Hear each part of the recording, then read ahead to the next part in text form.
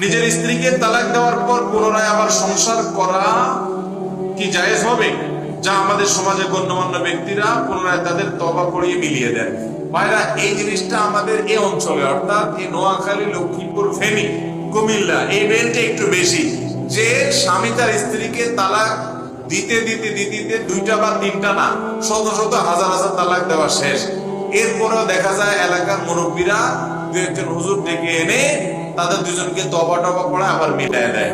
তালাক যদি তিনটা পতিত হয়ে যায় শরিয়া অনুযায়ী, তাহলে সারা পৃথিবীর সমস্ত হুজুর, মক্কা মদিনার ইমাম সাহেবরা সবাই মিলে যদি উপস্থিত হইয়া, বাইতুল মুকাররমের খতিব সাহেব হাজির হইয়া সবাই মিলে যদি তওবা পড়ায়, তবুও তাদেরকে আর একসাথে করা যাবে।